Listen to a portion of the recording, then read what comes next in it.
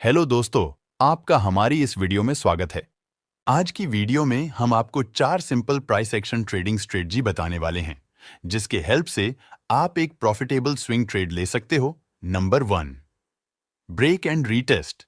यह स्ट्रेटजी को हम ब्रेकआउट के समय यूज करते हैं। ब्रेकआउट सपोर्ट या रेजिस्टेंस का हो सकता है और चार्ट पैटर्न्स का हो सकता है या ब्रेकआउट की लेवल्स का हो सकता है। लेट्स सपोज मार्केट अभी एक रेंज में है। मार्केट इस रेंज के अंदर ऊपर नीचे मूव कर रहा है और यहां हमें एक ब्रेकआउट देखने को मिलता है। पर ऐसे बिगनर ट्रेडर हम यहां ब्रेकआउट पर एंट्री नहीं लेना, क्योंकि हमने बहुत बार इमीडिएटली ब्रेकआउट पर ट्रेड लिया है और वो ब्रेकआउट फेल हो जाता है। इसलिए ऐसे बिगिनर यहां हमें ब्रेकआउट पर ट्रेड नहीं लेना।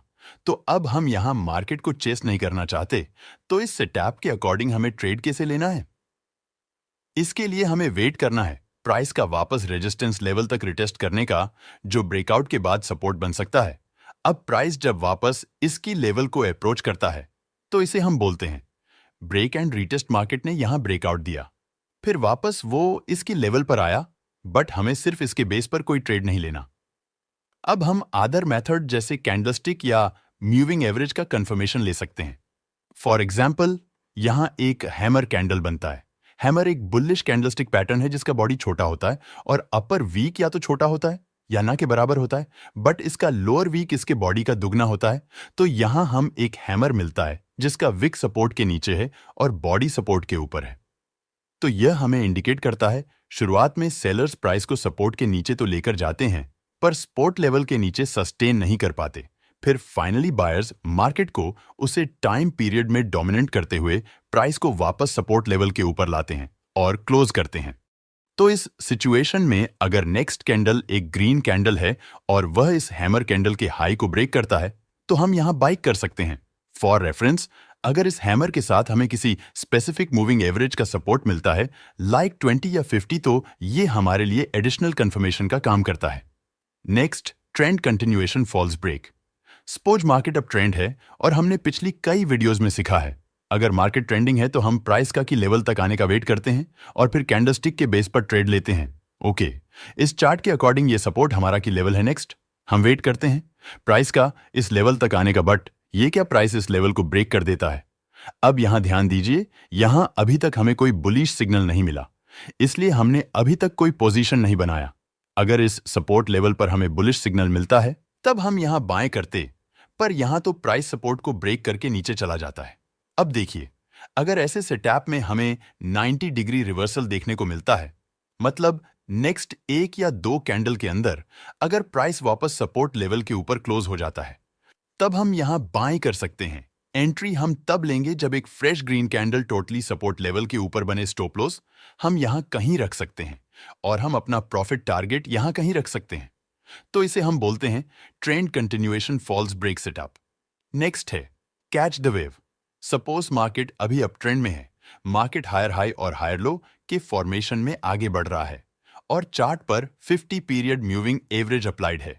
यहां हमने 50 पीरियड मूविंग एवरेज का उसे किया है, पर इसका मतलब यह नहीं है हर बार मार्केट 50 पीरियड मूविंग एवरेज के साथ रिएक्ट करें। इसके अलावा हम डिफरेंट मूविंग एवरेज का यूज कर सकते हैं। जनरली अगर ट्रेंड हेल्दी है तो ये 50 पीरियड मूविंग एवरेज के साथ रिएक्ट करता है। तो स्ट्रेटजी को यूज करने के पहले आप एक बार देख ले, क्या मूविंग एवरेज प्राइस के साथ रिएक्ट कर रहा है। एटलीस्ट प्राइस ट्रेंड के दौरान 2 बार मूविंग एवरेज के साथ रिएक्ट करना चाहिए। नेक्स्ट, जब वापस मार्केट मूविंग एवरेज को अप्रोच करता है, तो यहां हमें रिजेक्शंस देखने हैं, लाइक कोई लॉन्ग वीक कैंडल या फिर कोई बुलिश कैंडलस्टिक पैटर्न। सपोज हमें यहां एक पिन बार कैंडलस्टिक मिलता है। पिन बार कैंडलस्टिक और हैमर कैंडलस्टिक दोनों सेम है, बट इनका नाम अलग है। हैमर एक ट्रेडिशनल नेम है और पिन बार एक मॉडर्न नाम है। एनएनएन। तो यहां हमें एक पिन बार कैंडलस्टिक मिलता है और इस कैंडलस्टिक के बेस पर हम यहां एंटर होते हैं। स्टॉप लॉस हम यहां कहीं रख सकते हैं और हम अपना प्रॉफिट टारगेट इस स्विंग हाई के पास रखते हैं। देखिए, हम स्विंग हाई के पास इसीलिए एग्जिट होते हैं क्योंकि यहां एक पोटेंशियल सेलिंग प्रेशर आ सकता है। So just before this swing high हम अपना प्रॉफिट बुक करेंगे। Next, wide range market. Suppose market अभी एक वाइड रेंज में है, ये हमारा सपोर्ट लेवल है और ये हमारा रेजिस्टेंस लेवल है। तो ऐसे कंडीशन में हम क्या कर सकते हैं? ऐसे कंडीशन में हम सपोर्ट लेवल के पास बाइंग ट्रेड्स को फाइंड कर सकते हैं और रेजिस्टेंस लेवल के पास हम सेलिंग ट्रेड्स को फाइंड कर सकते हैं। सपोज मार्केट अपने सपोर्ट लेवल को अप्रोच करता है और यहां हम एक बुलिश इंगल्फिंग पैटर्न मिलता है। ये एक बुलिश कैंडलस्टिक पैटर्न है जो दो कैंडल से मिलकर बनता है। इसमें फर्स्ट कैंडल एक स्मॉल रेड कैंडल होता है और सेकंड कैंडल एक बिग ग्रीन कैंडल होता है जो प्रीवियस रेड कैंडल को पूरा इनगल्फ कर लेता है, मतलब कवर कर लेता है। तो हमें सपोर्ट लेवल पर एक बुलिश इंगल्फिंग पैटर्न मिलता है। अगर नेक्स्ट कैंडल इसके हाई को ब्रेक करता है तो हम यहां बाई करते हैं और अपना प्रॉफिट टारगेट हम नियर रेजिस्टेंस लेवल रखते हैं। जब भी हम रेंज मार्केट में ट्रेड लेते हैं, रियल लाइफ में प्राइस इस तरह मूव नहीं करता कि प्राइस इस स्मूथली सपोर्ट और रेजिस्टेंस के बीच ऊपर नीचे मूव कर रहा है। हो सकता है ये कुछ इस प्रकार मूव करें, प्राइस ऊपर गया बट रेजिस्टेंस को बिना टच के नीचे आ गया, या फिर प्राइस सपोर्ट को बिना टच के ऊपर आ जाए। तो आपको यहां इम्पेशेंस नहीं होना है।